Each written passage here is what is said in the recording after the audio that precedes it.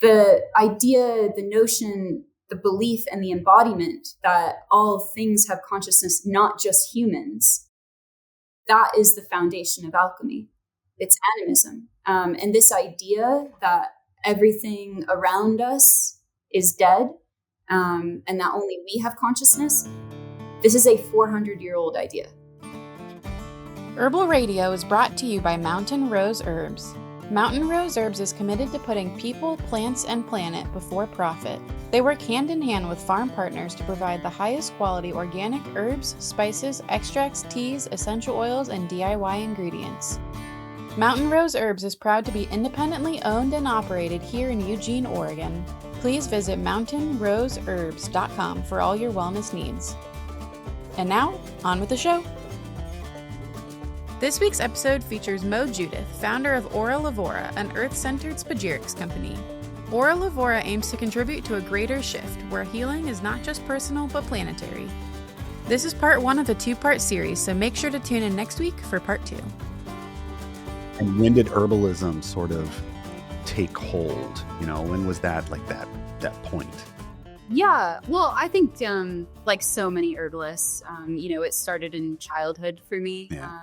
I grew up across the street from a nature preserve on the East Coast of the United States. And Where at? it was really there where I experienced the plants as having intelligence and the ecosystems and I being in communication, if you will, or a relationship. And, where was this at? Just outside of New York City, a place called Stamford, Connecticut. But essentially they had a series of gardens growing there, and there was one garden that featured plants growing from all around the world. And that idea just like really struck me. It fascinated me that life looked differently elsewhere, which is like, oh, obviously, but it just took hold on me. And it catalyzed me to essentially travel around the world in a very like vagabonding, hitchhiking lifestyle for several years. Yeah. And I traveled around the world and I found the principles of like plant salts and spagyrics in Africa first, and then came back to the United States. And it was really then around like 2017 where I realized no matter how much I had interest in other things in life, this was actually the thing that I wanted to pursue and do. Yeah. I haven't really put it down since. Yeah. And so now I run Voura, which is my extraction company. Yeah. Well, it's amazing how that seems to happen so often with people. That passion like sinks in, right? It just like it gets into your bones or whatever, and it's like, oh, I'm never going to get away from this, no matter how hard I try. So at some point, and not that you should resist it. I think that there's probably people that maybe realize that it's not going to be the most lucrative of fields, right? In the natural products world, it's not necessarily, you're not going to make, nobody's going to become super rich. I mean, I think some people have, but for the most part, it's a career of passion again. So. Yeah. And I think along the way, people have to kind of approach the taboo of their experience, being that there's something more than just what we're told in school, and then bringing that into professional career life. So it's like kind of bridging that taboo of talking about like what they feel and then professional world in general. Right. Yeah. Right. So with you, like you're it sounds like maybe in your early 20s and you just kind of decide, okay, this is what I want to do. But where did it, so in the sense that herbalism is pretty broad, right? Yeah. How did you narrow that down? Yeah, well, God, it's just such a big question, in a lot of ways, I think that, the conversation didn't start with me around, this plant is good for this and this is good for that. It was more just like, why does life manifest like that? Why does it look like this? Why do people do this? So it was a bit more around animistic questions, like I feel something when I'm in the forest. Mm-hmm. You feel that. Why aren't we talking about that? Mm-hmm. That was kind of the start of it for me.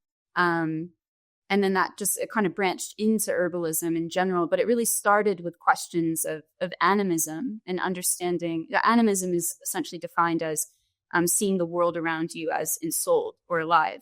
So like animals and plants, weather systems, that these things are alive. And I very much felt that from a young age. And I didn't understand why we didn't talk about it. So that's, I think, the bridge into how I got into it in general. And when you say like you didn't talk about it, you're talking about like in science classes or in like school or an education system. Like it wasn't something that was just talked about as like you're having these feelings and here's the reasons that you could possibly have those feelings, right?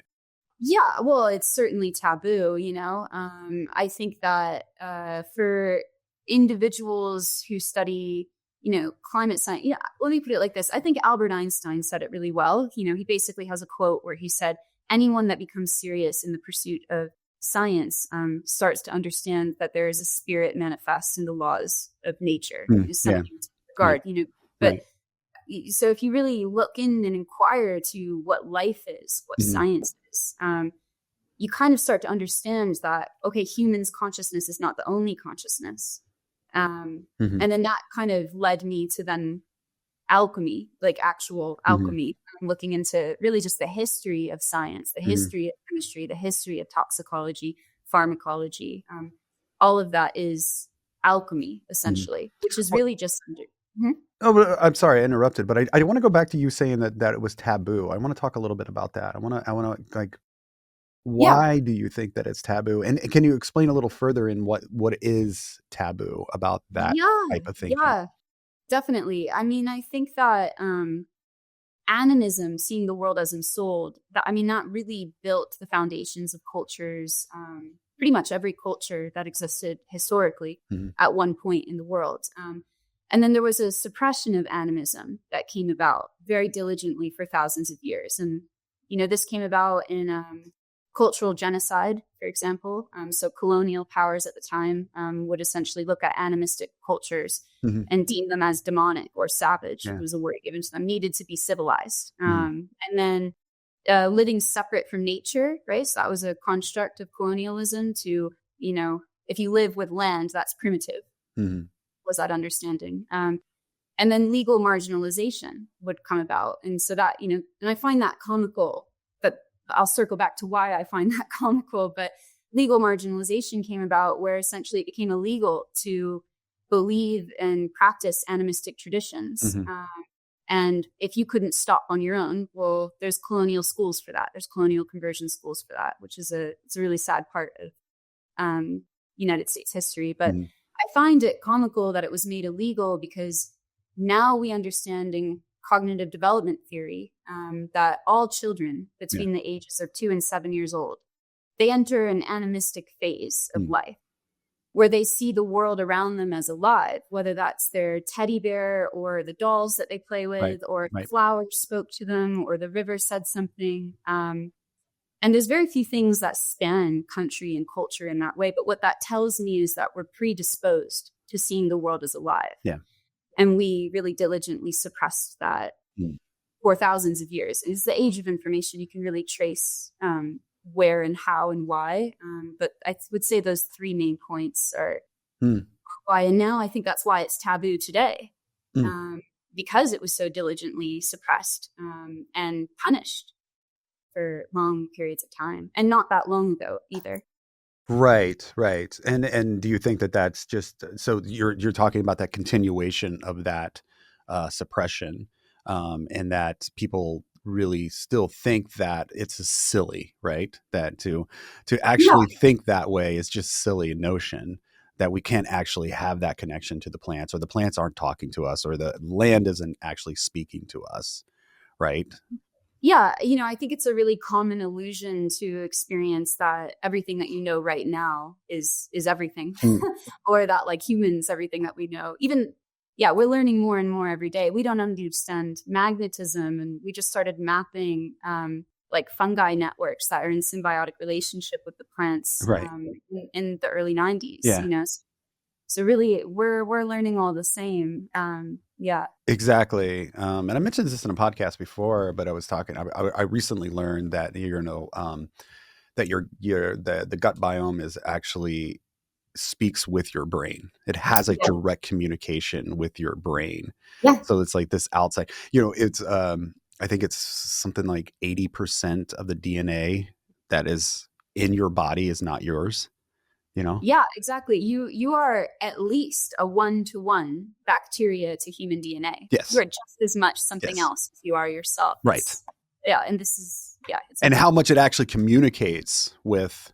Mm-hmm. So if that happens, so you think about it, okay, well, if, that's happening within your body, then why can't that be happening outside of your body? Why can't there be that communication that's going on with the plants, with the land, with, everything around us, right? Well, and it certainly is, there's some scientists, now and, previously who really brought this to light, but I think most famously in 1970, Lynn Margulis and James Lovelock, they created the Gaia theory, which is a hypothesis, at the time that basically said that the atmosphere and the biosphere are in direct connection with each other. They're informing each other.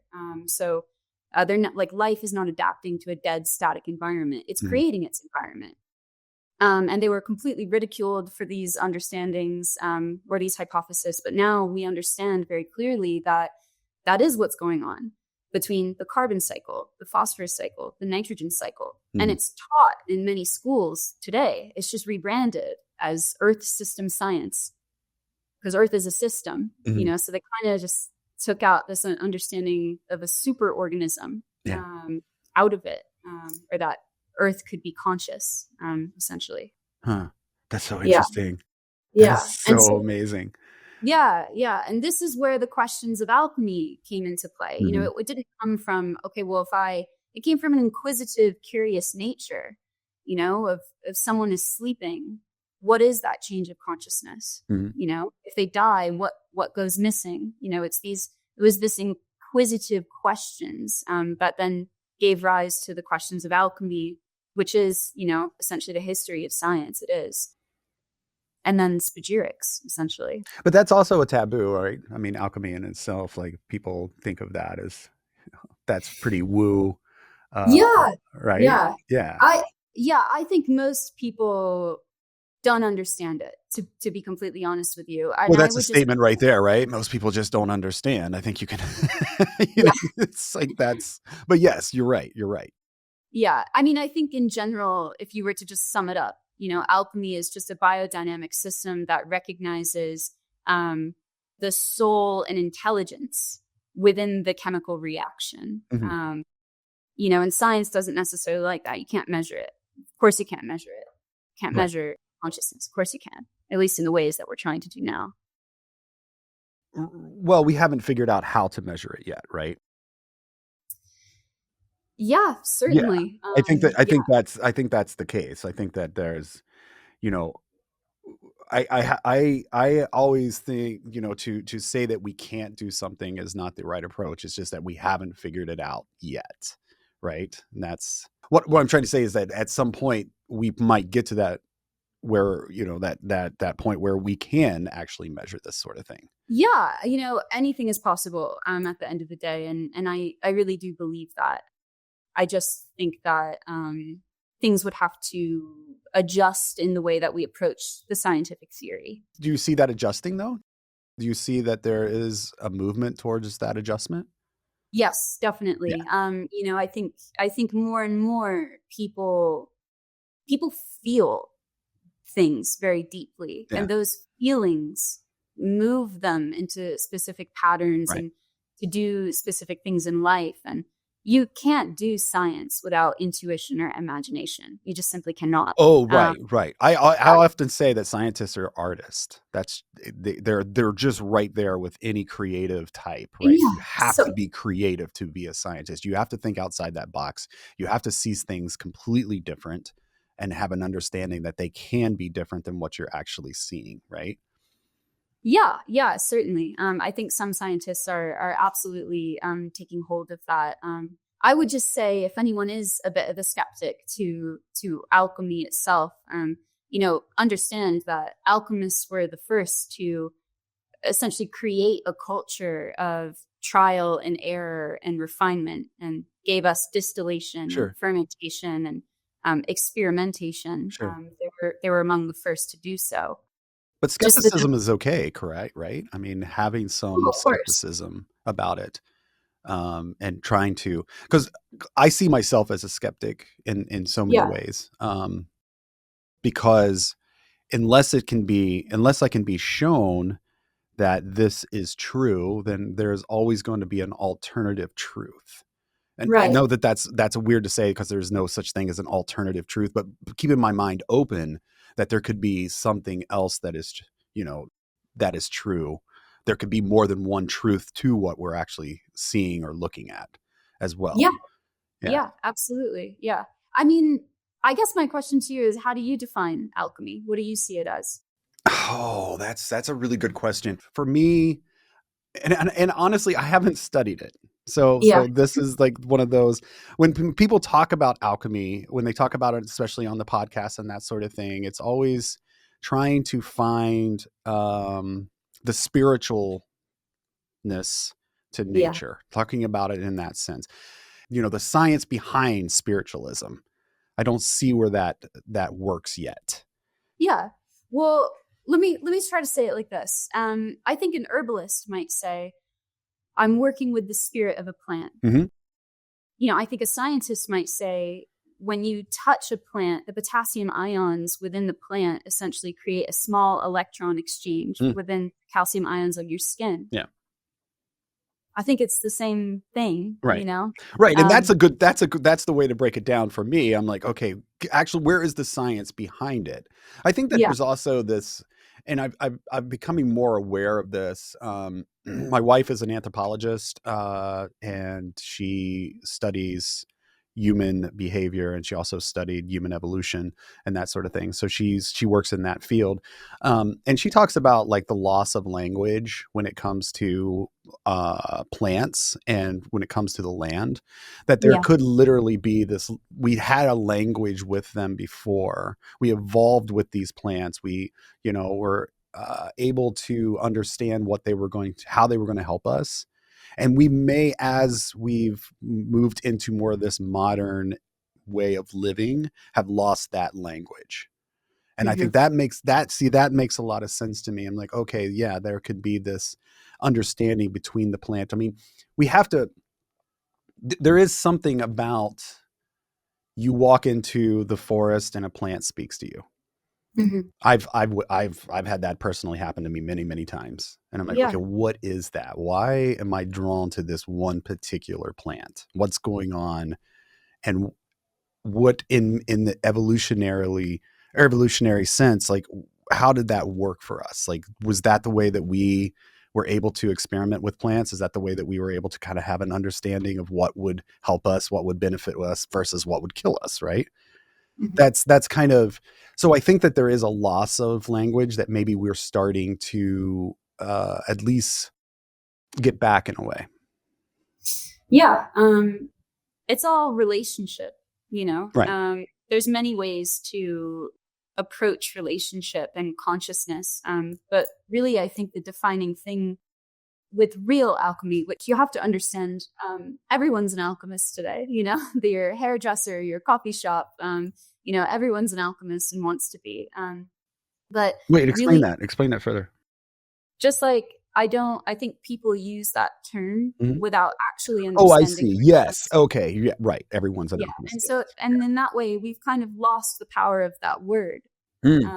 Because words do have power. And so you've got to be really quite careful about how you use them. And in general, consciousness and the idea, the notion, the belief, and the embodiment that all things have consciousness, not just humans, that is the foundation of alchemy. It's animism. And this idea that everything around us is dead, and that only we have consciousness.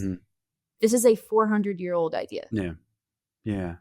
That's right. That's so interesting. And in thinking that, of course, everything has that consciousness, and it is like the hubris of humans to think that we're the only ones who can actually understand, or the only ones that are experiencing life, right? Yeah, they called it the anima mundi in Latin. Mm. Anima meaning soul, mundi of the world. Mm. This is what it was defined as for a long time, and really we've divorced ourselves from that experience entirely because of colonialism, because of capitalism. These are not. This isn't opinions. This is quite factual. Right. You can trace all of this. But we've divorced ourselves from that understanding and from the world itself. And it's really no wonder to me that 400 years later, we have these devastating effects of climate change on vast scales, because we've disconnected ourselves from the thing that directly connects us. Like, where would you be without Earth? I don't know, but you wouldn't look or think or feel or act the way that you do today. I don't imagine, at least. Right. Of course. Well, I don't think that we would be here without Earth, right? I think that it would be, we haven't figured out that whole Mars colonizing Mars quite yet, or the moon or something. I think that we would be in big trouble. But I think that, going back to your point, I think that, and that's where with alchemy, it's when it's sort of explained to me the way that you're explaining it to me, it's so much easier for me to kind of have that, oh, this is the understanding behind it. This is the real science behind it. And I appreciate that so much. I'm actually having a fantastic moment right now with you, in that I'm like, oh, okay, this is really making a lot of sense to me. Whereas maybe before I would dismiss someone, and dismiss is such a harsh word. It's not dismiss. I would be skeptical again of what people were saying when they were just like, oh, the plant is having this spiritually talking to me. And I'm like, I don't know what that means. That's where I'm at. I'm like, I don't know what that, to have that a spiritual connection. And maybe that's me not opening my eyes enough. Maybe that's me not having an open mind to the things around me enough. Well, it's interesting. I have curiosity around that for you, because you say that you've had experiences with plants or in the natural world many times. Right. But then you say that it needs to be explained to you scientifically, and you don't believe. And so I wonder if there's a sever though between and that's again, that's maybe where I'm not opening my mind up enough to it. But I do want to. When you talk about the ion exchange, right? Yeah. Then I'm like, oh, wait a second. That makes a lot more sense to me. Like, totally. There is actual chemistry behind what is happening. Yeah. That I can put my brain in. I guess I'm just in the sense of maybe I'm more agnostic, in the sense that I'm like, I just don't believe that there's some spirit out there that's causing the exchange, right? That I don't believe in. It's like, that doesn't mean that there's not something that's actually exchanged between. It sounds like you believe in relationship, though. Yeah, that there's a relationship happening there. I do believe in the relationship. I do, and I believe in the connection. Yeah. Well, I think that relationship is spirit, is that connection, is that spiritualness. To be honest with you. And you can quantify that into electricity. You can quantify that into emotional states. But I think it's not that, taboo or crazy. I think everyone actually feels it. But we've kind of developed a culture of experiencing God, not here in earth, but above us in the sky. Right. And so therefore we kind of have to then question those things that we've been told and taught. Right. Yeah. This conversation. This is what I'm talking about. Like, I had no idea where it was going to go. And this is like, here we are. We've arrived. Yeah. And this is amazing. I mean, it is. Yeah. I teach long classes, like 2-day intensive classes, just on the history of animism and the scientific revolution. And then we bridge that into spagyrics, essentially, which is what, let's talk about that. Because I think that for a lot of the people listening, including myself, I would love to have a little bit more understanding around it. Yeah, totally. So, as I've said, alchemy came from a place of witnessing. Distillation, the act of distillation, came from watching the water cycle, weather systems, understanding that, a lake heats up and that water rises in an evaporation and it rains back down. That's distillation. And so these principles of life that you take and you replicate in the laboratory is what gave way to all chemistry, and gave way to spagyrics. And so at the time, alchemists realized that, okay, I could take anything. I could take a metal, I could take an animal, I could take a plant, and I can reduce it down into 3 different things, which would be the sulfur, the mercury, and the salt, or the body, the spirit, and the soul. These are just the defining terms that they use. Really breaking that down again, the soul is oil. Mercury is spirit, which is liquor. That's why we go to liquor store. It's a spirit shop. It's just an old alchemical term. And then salt is quite literally a salt. It's the body of the plant. And so then they said, okay, well, if I can, this must be the connection. This must be nature and consciousness manifest as a physical substance. What happens if I put them apart and put them back together again? And so the questions of consciousness is what rose to essentially this really potent medicine, in plant worlds and spagyrics. It's the plant work essentially. But when you create spagyrics, you are creating incredibly potent medicines. Not only are you creating different compounds in the process, you're extracting everything that the plant ever had in its life. So, and you're honoring that, you're taking that into account. So for example, what I mean by that is that if you found chamomile growing wild, and then you grew chamomile, you cultivated it, and you harvested it, you harvested those 2 plants, they would have vastly different compounds. And they would have vastly different compounds because of the life lived. So one might have needed to express a level of defense. Yeah. And so therefore, compound was created in the VOCs, or one maybe needed to call for nutrients. And so cultivated plants, wild plants have very different compounds. And so in spagyrics, you take that into account, not just the physical substance that you're working with, but the intelligence of life that exists in it. Does that make sense? It does. And it's so interesting to me because this is the 3rd time in maybe the last 5 podcasts that I've been on where we've literally talked about the efficacy of a wild plant versus a cultivated plant, and the questions around that, like what are you seeing a more concentrated whatever medicine that you're trying to get out of the plant? Is it more concentrated in a wild plant versus a cultivated plant that's had all the nutrients and all the water and everything that it needs? Like what, and is that measurable? And it's so interesting that yet again, this conversation is coming up. And your thoughts are that a wild plant, because of its struggle, because of its existence, may have a different efficacy. It doesn't may, it does. Okay. Okay. It's definitely, it does. I don't advocate for wild crafting unless you are incredibly versed in that. And by versed, I don't mean you've read a book in it. I mean, you've studied. And this is because of the sustainability around wild crafting? Yeah, I think sustainability, but also humans have this innate ability of not being in right relationship and experiencing the world as something that they have the right to.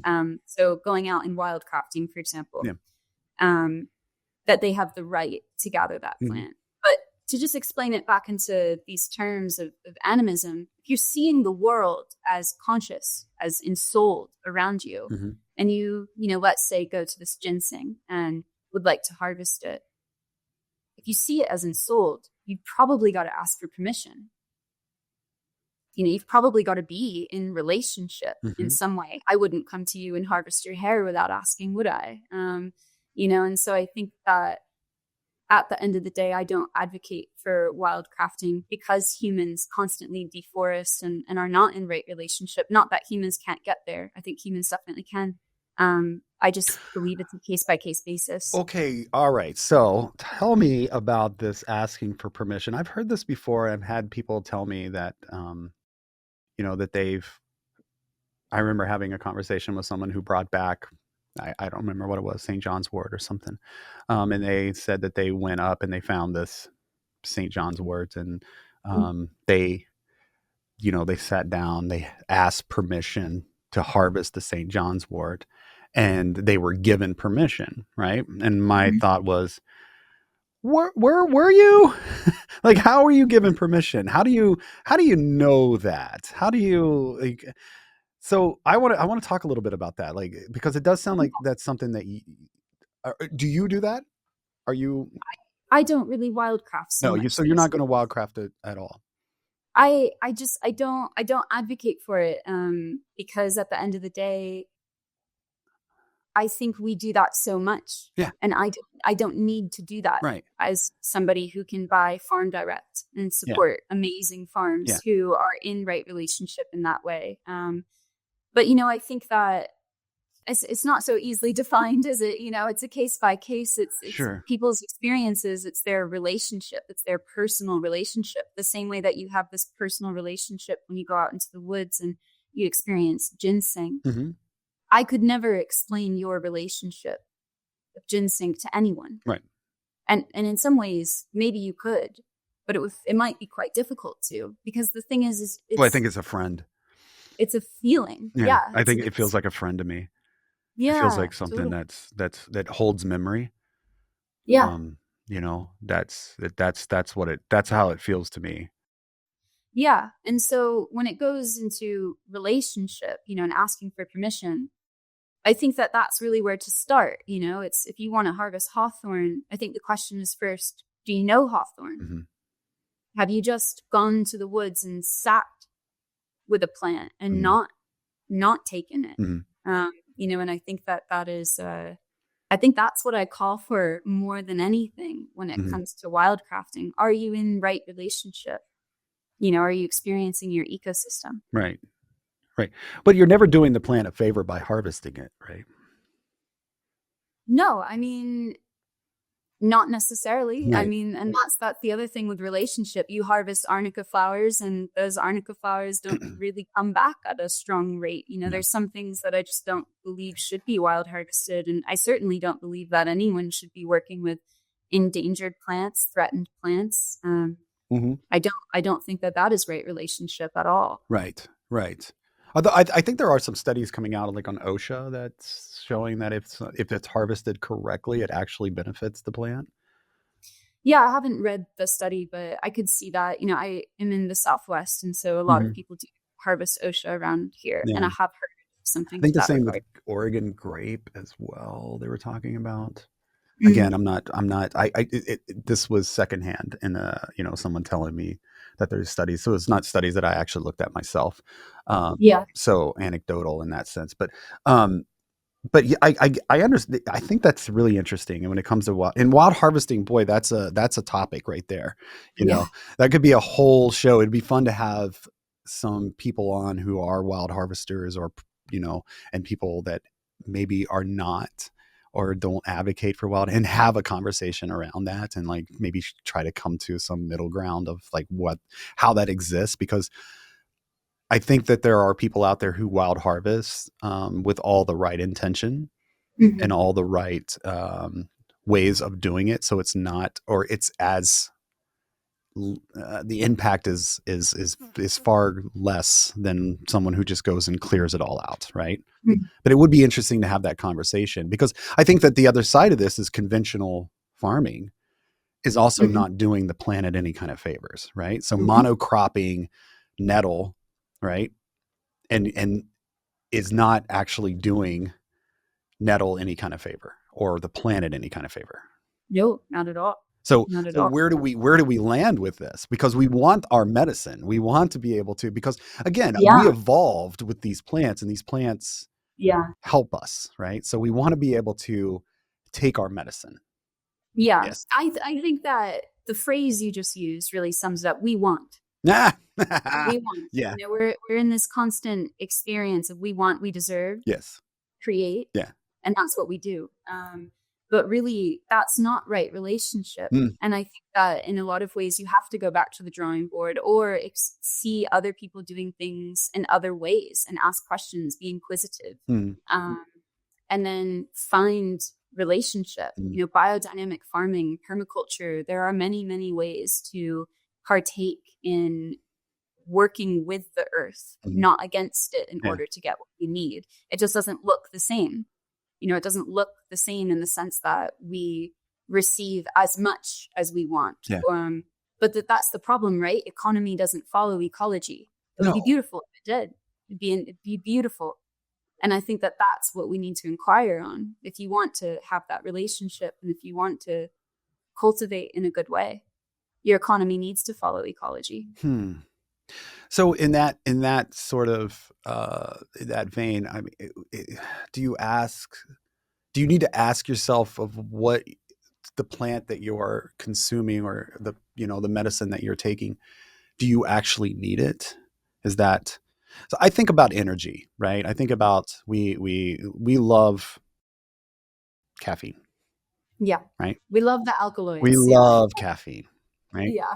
And there's a certain amount of damage that we are doing to the planet to drink this caffeine, right? Do I actually need this? Or could I change my lifestyle where I exercise more? I drink more water. I have a better diet exercise program, which in turn gives me more energy and I need to consume less caffeine, right? Is that, or maybe I put down my phone at night. I'm not like scrolling through Reddit and before I go to sleep and then can't sleep that night. And then I wake up and I have to have 2 to 3 cups of coffee instead of maybe 1 cup of coffee. Right. So I think that is that something that we need to do is ask ourselves, do we actually need this plant medicine? I think so, because I don't think capitalism is going to do that for you. No, to be honest. no, absolutely not. It's going to push it as much as possible, right? I mean, that's the whole idea behind it. You need this. You need this plant. You need this medicine. This is going to make your life easier, right, and more comfortable. And and recently I've been really searching out this idea of being uncomfortable, because for so long I have tried to make my life as comfortable as possible, doing all the things that I think will make my life more comfortable, right? And never actually experiencing, although I have experienced many uncomfortable situations or uncomfortable points in my life for sure, but trying to be more comfortable in the uncomfortable, right? And that I think is still in this idea of, do I actually need this caffeine? Do I actually need this medicine that I'm taking? That sort of thing. Or can I be a little bit uncomfortable and learn to like be okay in that? Yeah. Yeah. I think it's a case by case basis in question, Right. But I think we should always be inquiring to what our relationship is in that moment, what our intention is. Because as I've said, your societies, your capitalism isn't going to do that for you. And so. Well, I love that I just said all of that and then took a sip of the coffee. Totally. Yeah. Right. I mean, this is like, well, it's in that thought is like, it's easier said than done. Right. Yeah, absolutely. And and I think that that's another thing is it's so often in herbalism and in general alternative healing spaces that there's a level of judgment brought to people around the way that they live their life. Yeah. And that is, wow, just horrible. There's kind of this culture of like, oh, call that person out, call them out. I think we should foster a culture of calling people in and, creating something together as opposed to this opposition that we experience. Well, we are just in that right now though, aren't we? I mean, it is us versus them mentality that is happening. It's really, really hard. It's easy to get into those camps. Oh, certainly. Yeah, absolutely. It's very easy to get into that. Yeah. Yeah. Wow. This is such an interesting conversation. I'm so happy that you were on.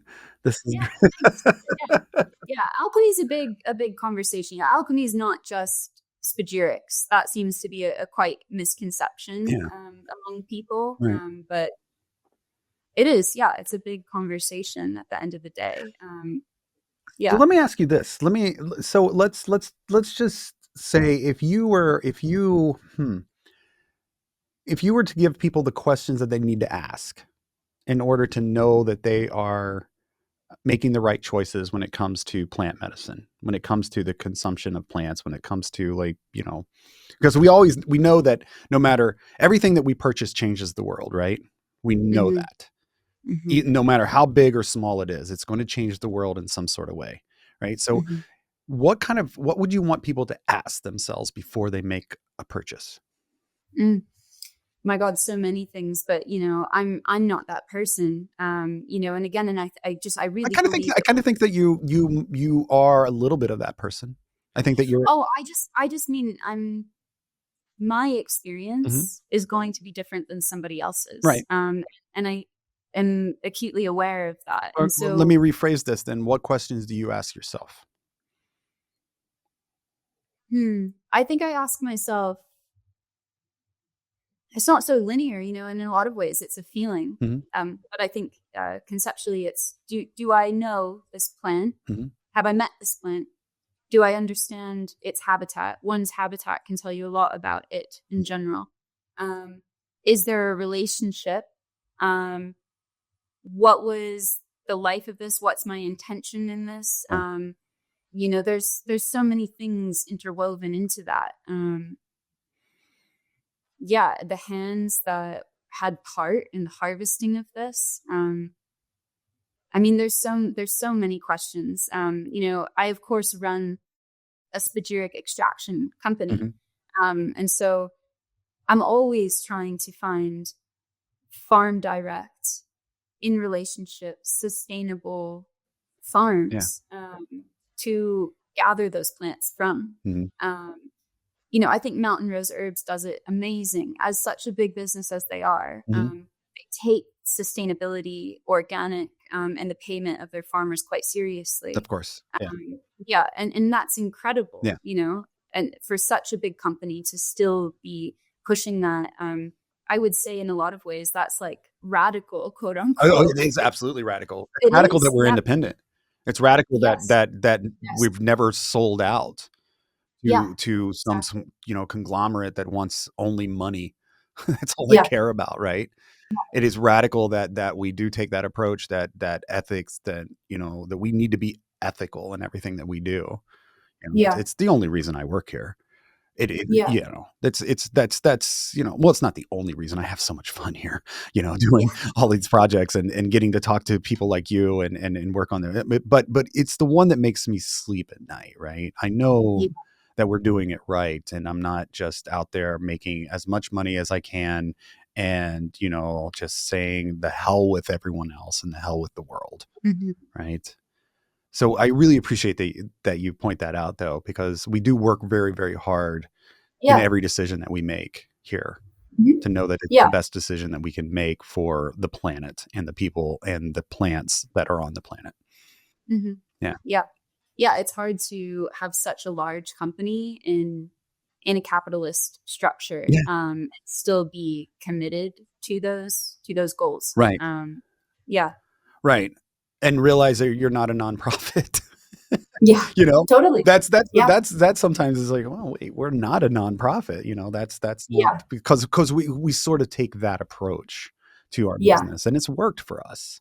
That we take that sort of nonprofit approach, that we're going to try to put everything we can back into the business or back into what we're doing, back into the ethical sourcing and the sustainability and all of that. It's all going back into that.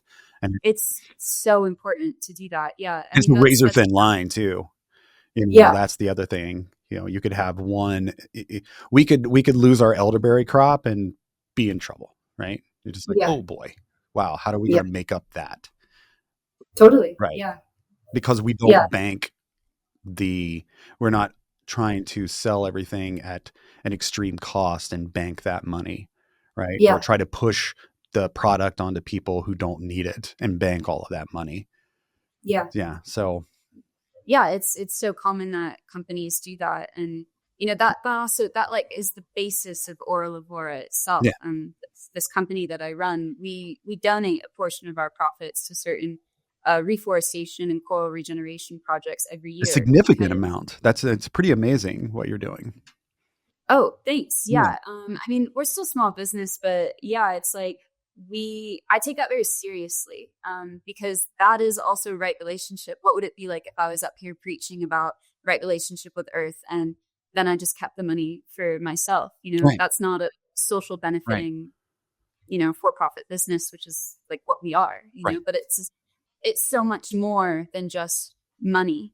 And there's a very big difference between like the herbal marketplace and herbalism in general. And I think that unfortunately many people start to understand herbalism through the herbal marketplace first and then kind of get bad habits or misunderstandings really take foot there because that is what is rooted in money making in general. Of course. Absolutely. Yeah. When Amazon is, coming after us as far as like advertising goes, like they're putting a lot of ad spend into our trademark ads. There's other ones. Etsy is doing the same thing. They're, Kroger, these big businesses are coming after us, independently owned businesses, small businesses in comparison. Right. And it's scary in that sense that how do you keep the doors open, right? And keep that, your integrity. How do you do that? It's questions that we ask ourselves a lot.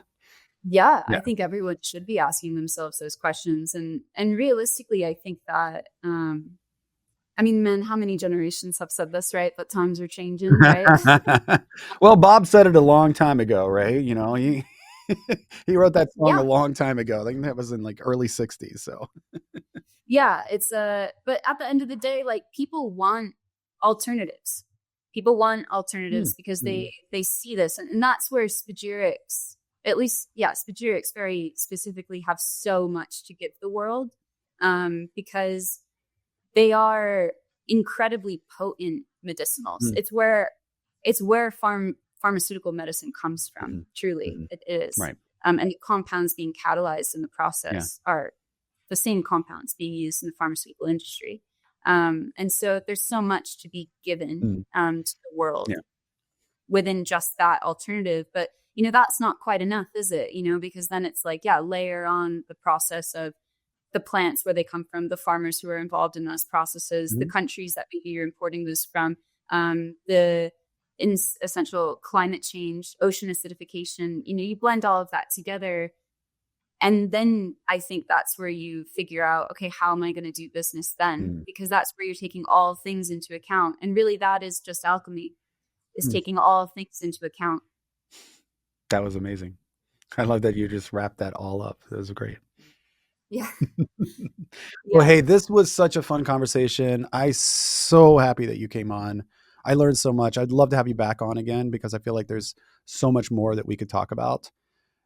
And you could explain to me, like yeah, totally. Yeah, it's an art in itself. Yeah, it's so great. And we love what you're doing, and we love your energy, we love your passion.